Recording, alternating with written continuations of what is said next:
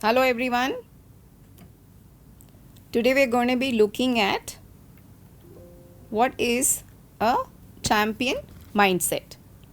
So I want you to bring to mind who is a champion to you, who according, what would be their traits or qualities, right? And what we're going to explore is how does one become, how does one develop a champion mindset, right? So I'm going to read this little poem, which is an apt metaphor for the journey. I'm guessing quite a few of you would have heard of this. It's called The Road Not Taken by Robert Frost. Two roads diverged in a yellow wood, and sorry, I could not travel both. And be one traveler, long I stood, and looked down one as far as I could, to where it bent in the undergrowth. Then took the other as just as fair, and having perhaps the better claim, because it was grassy and wanted wear. I shall be telling this with a sigh, somewhere, ages and ages hence. Two roads diverged in a wood, and I took the one less travelled by, and that has made all the difference. We've all heard of this. I'm guessing quite a few of us would have heard of this, right? So, what's coming to you?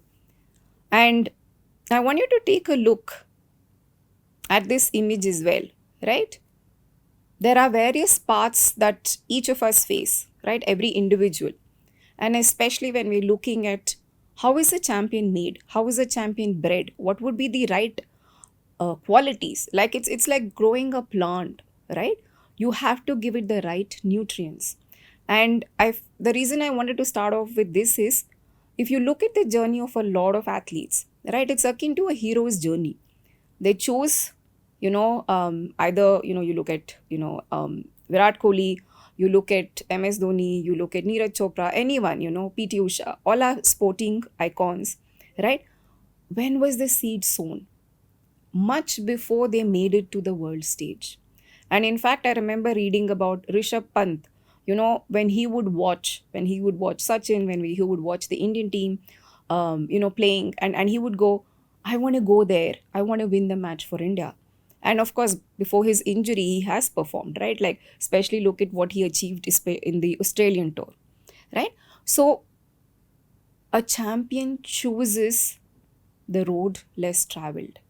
One does not become a champion in the limelight and it just doesn't happen. So I wanted to start with this. I want you all to hold this metaphor, right?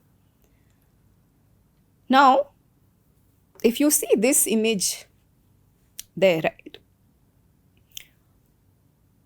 Notice there is a peak, there's a mountain, right? There's a water body, and there's a reflection, right? And this is what we call an iceberg profile. So what do we mean by an iceberg profile, right? What you see on the top, take any of your icons, take any of your heroes, right? What you're seeing is what is obvious and visible, right, to us as outsiders.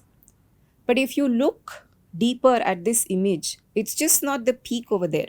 What you're also looking at is the reflection, right? And this reflection is what needs to be worked upon, right? So and that's where you see the hero, right? The little icon over there. He has to maneuver through this path, right? So identifying what is this individual's influencers, I like to call them the influencers. What are their beliefs, right? Especially everyone, trust me, every single athlete, right, says, I want to win, I want to perform this. In my 20 years career till date, I've not met a single athlete who said, I want to lose, right? Everyone's intention is I want to perform. But then what does the focus go on, right? So how has this individual been brought up? And This is where the beliefs become very important. And if you remember even the previous slide, right? What is the story that is running in the head? Not the story that we tell outside to people, but that inner story that we keep playing, right? Day in, day out. This is what keeps playing. So this is where, as a psychologist, as a coach, as someone supporting the individual and the team, what we're looking for are these, what are the beliefs of this individual? Especially for me, I'm like, what is my athlete telling me here? He or she might be saying one thing, what's that story behind, right? So this is where we look at, try to understand their beliefs, their thinking pattern, their attitude, and their personality. It's very, very important to understand. And that is why I personally believe there is no one formula which works. And remember, when we did the eyes off as well, we looked at what is the individual zone of optimal functioning, right? And I like to call this the hero's journey, because you have a wish, there are going to be trials, you learn the lessons, and then you conquer. It's like how most of our movies are made, what our mythology is. And I want to narrate one anecdote from my own personal life. And this is what we call the concept of amen or tatastu, which I heard from my maternal grandmother. Growing up, I would hear my grandmother say, oh, there's an excess of, say for example, rice, so can you please get more rice grains? So this is a dialogue which would go on. And then one day I heard this urgency, I've been telling you there's an excess of, let's say ghee, why didn't you get it? So, as a young child, I would go, okay, why do you need more when it's already there? And that's when, my grandmother sat me down. And that's why I give her the credit as my first psychologist. She said, what you focus on grows.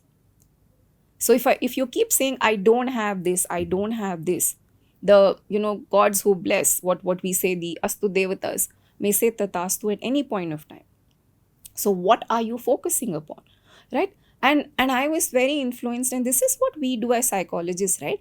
Yes, like let's say for example, even an athlete who has had, let's say, a not so good tournament, or they're just recovering, we don't undermine that recovery as such. Okay, we don't undermine what has gone wrong, but we learn what is the lesson, and then we move forward, right? When India, remember that debacle of 36, they wore it as a badge in Australia and then went on to win the series.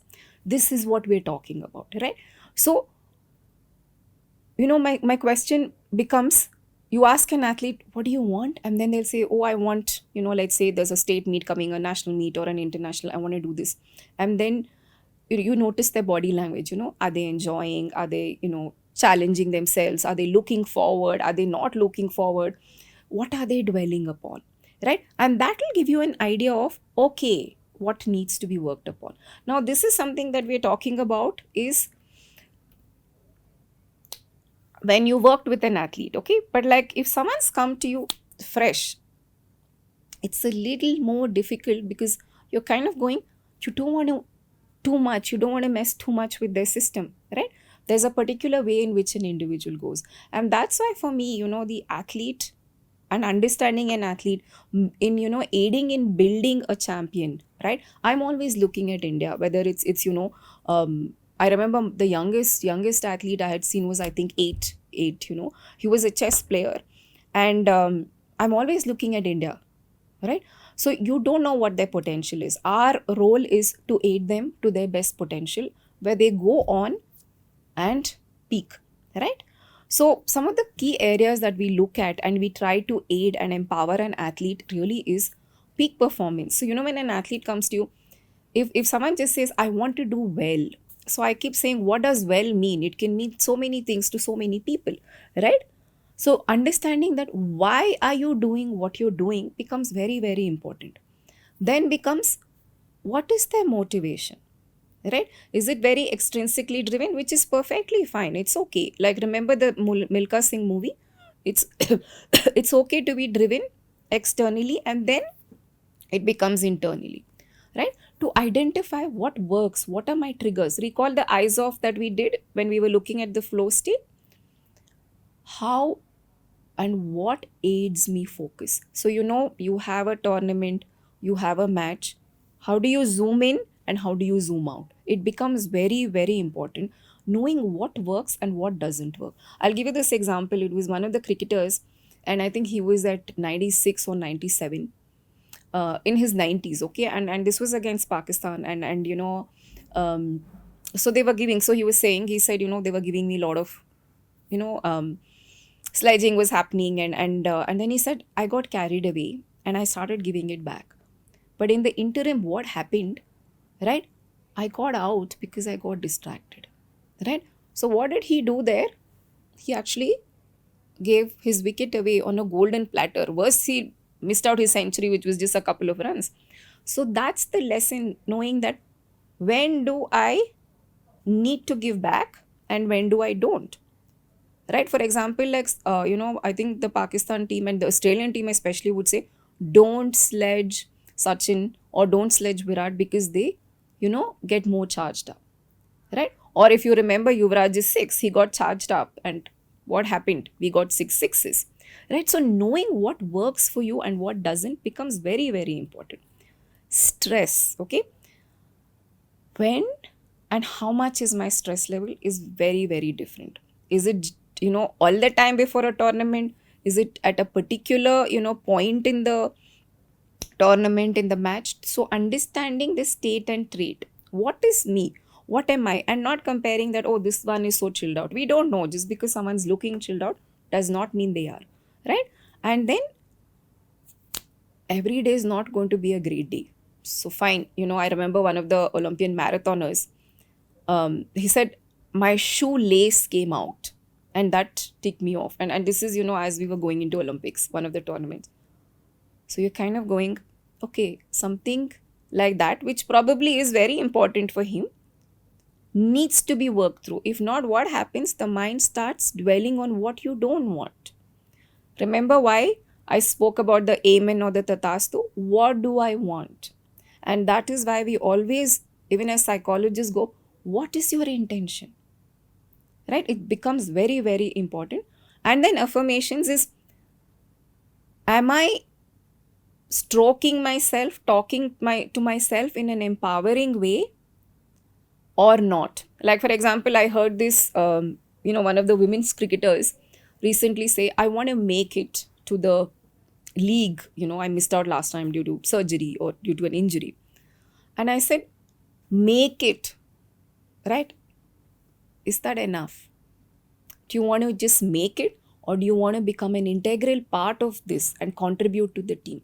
So what is it that I'm telling is going to keep building? And that's what we see that's going to keep happening. So this is why I always say my role is to hold the mirror, hold the mirror, help them, to their best potential, and also to identify what are the triggers, right? And this is what also is very essential for a champion, right? Because it's how a plant grows. You sow the seed and then you just don't keep digging it out every day to see if it's growing, but you keep nurturing it, you keep building it, and that's very essential, right? So that's a beautiful image of our own Virat Kohli. And I want to bring in this quote of Karate Kid, right? So the quote says, if you want to know the difference, and of course this is, Jackie Chan talking to the little Chaudhry. So he says, you want to know the difference between a master and a beginner. The master has failed more times than the beginner has even tried, right? And if we recall the movie, that's what Kung Fu, how he teaches in Kung Fu is a way of life. What you do every day. Remember the number of times he had to take out his jacket, put it on, take out. But there was a reason it was done, right? And this is what we are saying, that what are you building every day? What are you challenging yourself with every day? That becomes very, very important, because then again, it's a question of, remember the mountain, the journey. I always say, if this is the mountain, right? For a second, let me just go back, right? If this is your mountain, right? And the end, right? The peak is whatever that you want to achieve. Like, of course, over here, we're talking with sport. But then you're not going to just jump from base to the top. The journey is going to take time, correct? So you're going to have face challenges. You're going to probably have some bad matches, bad tournaments, body, with elite sport, taking care of your body, and then life challenges becomes very important. But what I always say is, but hold this image, right? Because when you do feel low, when things are not going, you rest, you recoup, you look at what are my influencers, who are my support group, who can help me pull me up, right? I'll give this very small example of my journey, so that you all can relate it to your journey. So this was a trip that we went to Vaishnav Devi, okay?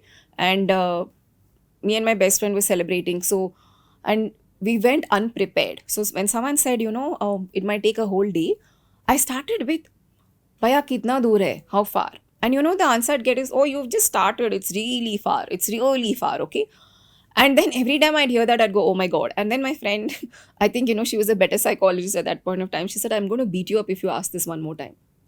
But then, and then we started, the process, right? What I was talking about. The process is so important, because what we see is, we started noticing, people who, elderly people with sticks, there are people with drums, there's food, there's khana, there's people chanting, we rest in between. And then we opened up to that journey, right? And then there was this path, very honestly, like how we started this section was, we didn't know where to go. So again, I asked someone, what's the way?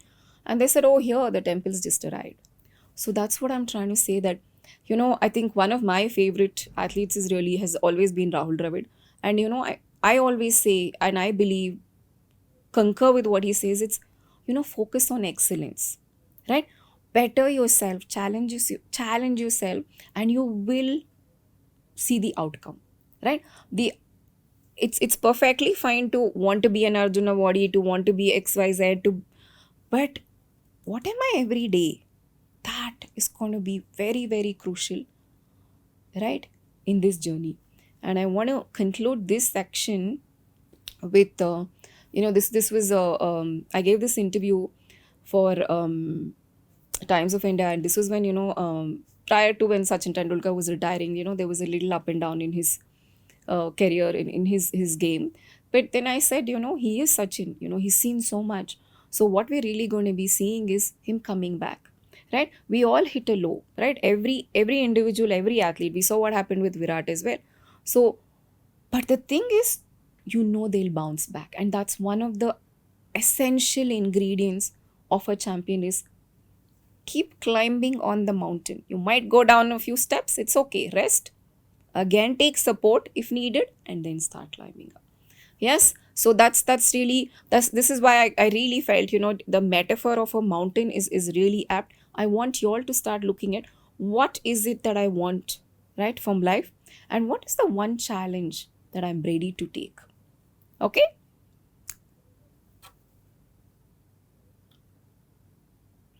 And now we move to the final segment of this unit. The first unit, we move to the final segment of competition mindset, right? So a lot of people ask, especially the first timers, right? They'll ask you, oh, what should I do? Should I do this or shouldn't I do that? Or, you'll have parents going, can you motivate my child? And the best thing is when you hear first timers come in and they say, I've really tried psychology, and you ask them, okay, so what do you do? I can do it. And then you look at them, their body language is really tight, like, like the eyes are like wide open. It's a state of stress. They really stress. So I kind of go, do you really believe? Because the brain is really, really smart, right? So it's not just saying I can do it. I remember this young swimmer. So he was going to achieve, he had the potential to break one of the records, okay? So I think it was 1.29, if I'm not wrong. And so I said, so what are you doing? And again, it was very last minute. The coach said, no, what, like, this is very good. And just a couple of days before, and I was kind of feeling, this boy is doing this athlete is doing so well. Should I really, interfere in his ritual? But then I said, okay, fine, let me just see. And I saw him, he just looked so stressed, okay? Even when you have the potential, and people go on and on and on with okay, this you can break it. It's like what Simone Biles said before Tokyo when she pulled out, right, in one of the finals, that the number of people tweeting and tweaking you, going on telling you can do it, you can perform, actually is causes a lot of pressure. So he said, I'm going on repeating 1.29, 1.29. And I said, please don't do that, because you're really stressing yourself out. What you need is to calm yourself. You worked for that, right? And now give yourself that chance to go out and perform, right? And this is why, this is one of my favorite quotes, which is, there's a perfect shot waiting for you. All you need to do is get yourself out of the way, right? And talk about being embodied, talk about, the body language. And this is, of course, our Olympian Mana Patel. And look at her body language, right? So, there's this nice case study, nice anecdote about Virendra Sehwag. So apparently in when he was playing in, I think it was the second or third IPL, he was having a lean patch.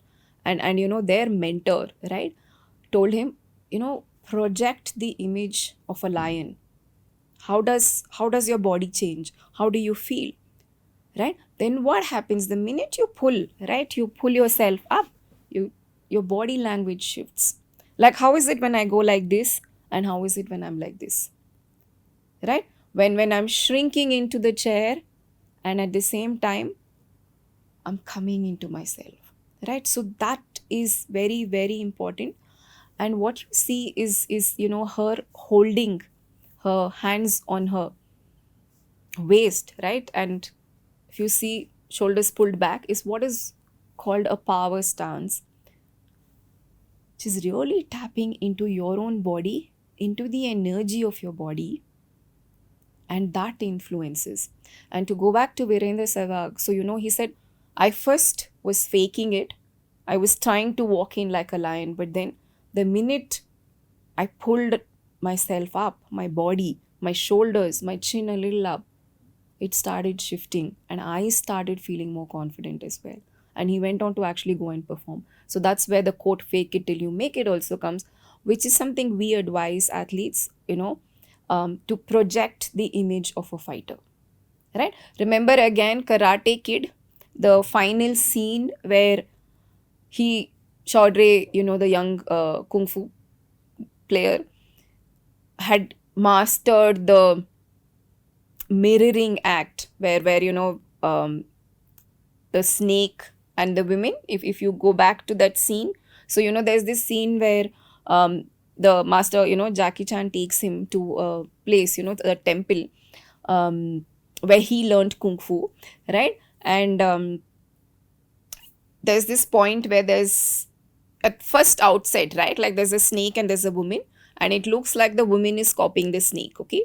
So, and then he's obviously mesmerized, and then he tells Jackie Chan, oh my god, did you see that woman copying the snake? And then he said, observe properly, who is copying whom, who is mirroring, because the woman was so still, like a mirror, right?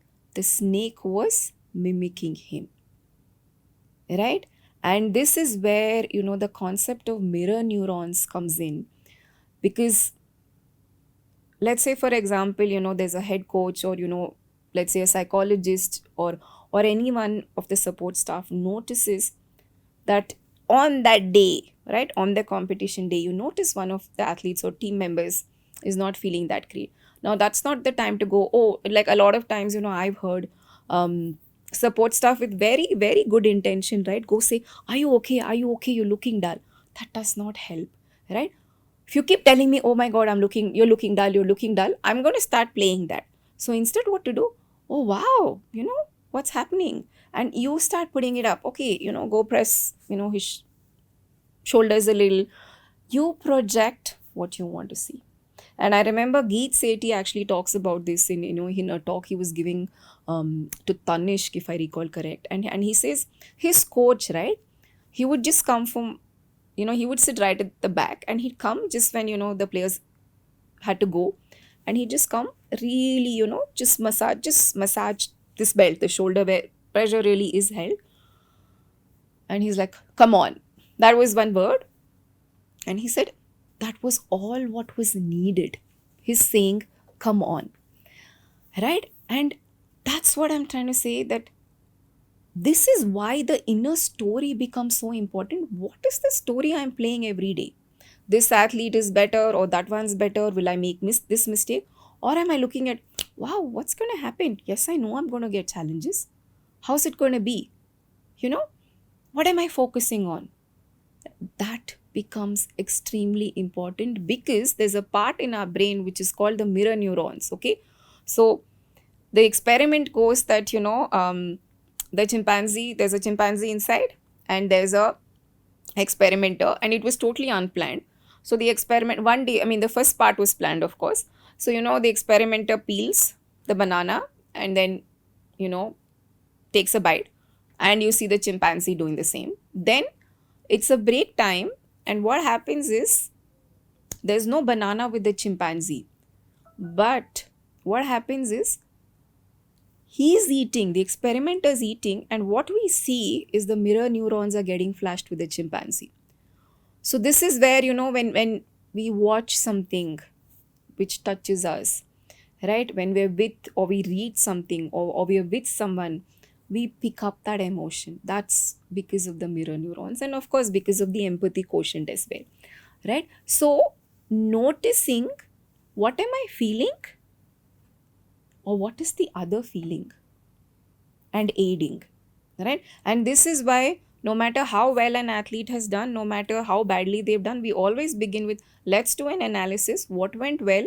What could have gone better? What were the challenges? And how are we going to face this going forward? So this is where, what is the ritual you follow? What is your routines? So you don't go boom bang change things. Okay, no, like think about your own, maybe you had a very important presentation, and you try to get everything in order, and then sometimes it's like, you try to sleep too early as well. It does not work, because your system is used, your body, your mind, there's a pattern. So please follow that. So that's what we tell athletes, and especially to get off social media. This is, I think you all must have heard this in the discussion as well a few times. It's very essential to go, who's aiding me and who's not aiding me at this point of time. What brings me to my center, that becomes paramount. Okay. And I want to bring in this analogy of the Chinese bamboo. It's a beautiful analogy. A lot of sports athletes use this. So the Chinese bamboo, there is nothing, I mean, except a little sprouting which happens apparently for the first 4 years. Okay. And then the fifth year, it shoots to a whooping 80 feet, in about a few months. So what is the moral behind this? What's the rationale? What's the storyline? Is a lot of work is going underground. Under, the roots are getting strong. You look at, the trees as well, right? It doesn't just sprout up. So there's a lot of hard work. And if that work has gone in, not just the physical work, a lot of them do, but also challenging yourself, also preparing yourself, right? If that has gone well, then and preparing yourself for competition, the way Abhinav Bindra prepared, right? Challenging yourself, and also knowing, okay, what is my personality? Like, am I the serious type? Is it exactly what I want? Or what is the ingredient that works for me? That is paramount.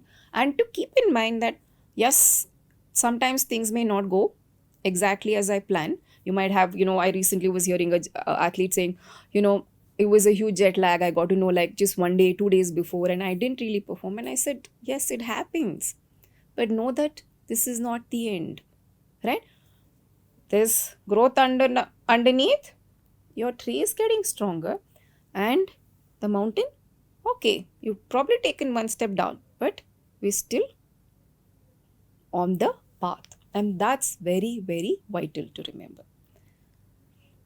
So I want to give this anecdote of this young athlete, okay, and I was there, and it's really good, because it kind of gives us an idea as to what are the factors, all that we've been discussing, right? You'll probably get a glimpse of this. So this was a very young athlete. She was on the verge of a first national medal, and she'd had like she was battling injury, and also she was in the shadow of like another well-known player. Okay, comes from a very gentle athlete, and hardworking.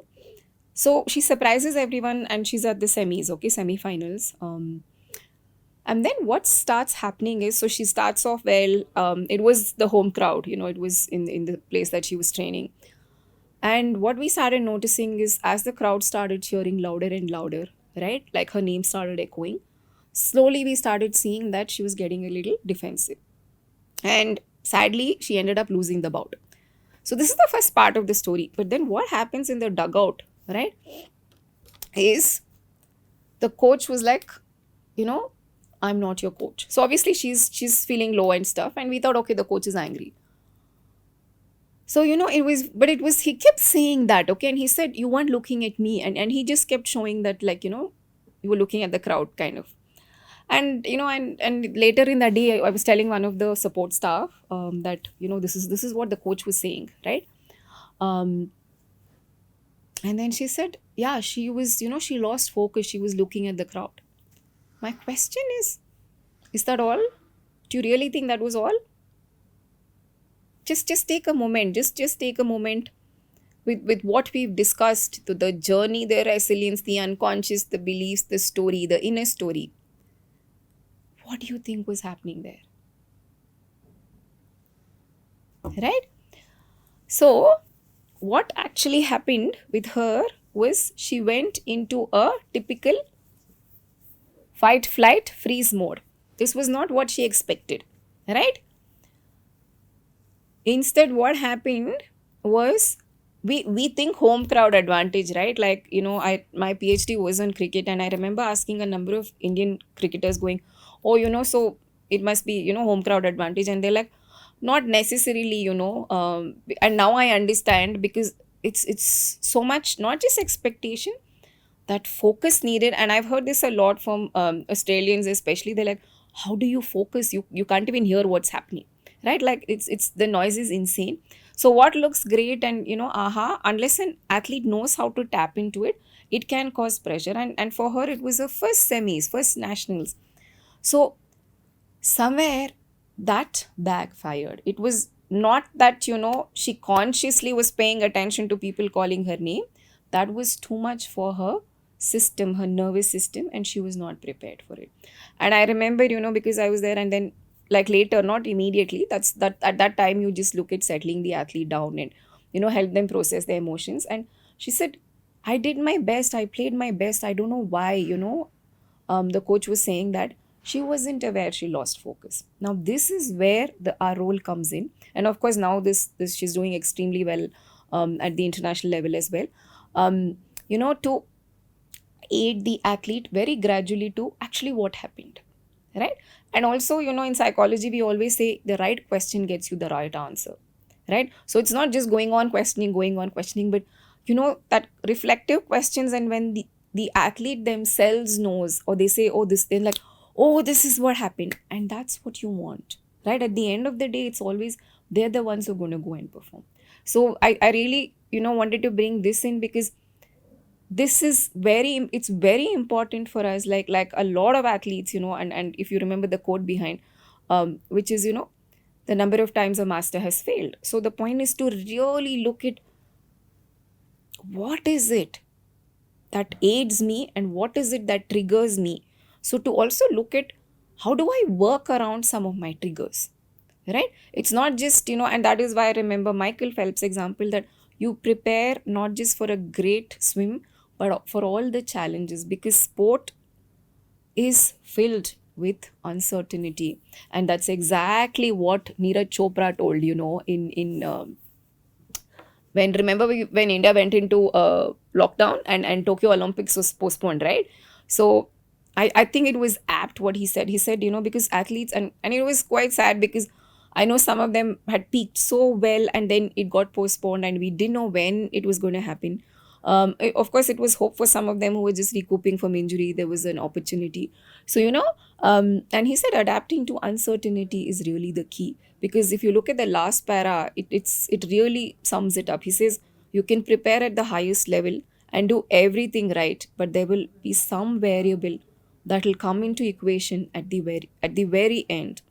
And what athletes at the highest level do who are successful is adapt. And I think this is why, for me, it's paramount, right? That athletes challenge themselves. So, one of the activities, I give is, when you wake up, is to imagine your mountain, right? And then go, what is the one step I can take to challenge myself? Because every day you challenge yourself, the brain starts getting accustomed.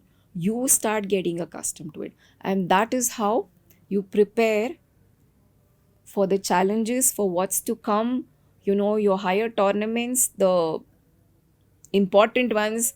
And I always tell athletes, when they're saying, oh my God, but it's Asian Games, oh my God, but this is not or at national level. I always tell them, after 8th standard, right, you go to ninth. You don't go back to 6th standard, right? So knowing that, and that maybe it's going to be a little difficult, right? Ninth is going to be difficult, but then you prepare yourself, and that's exactly what we need.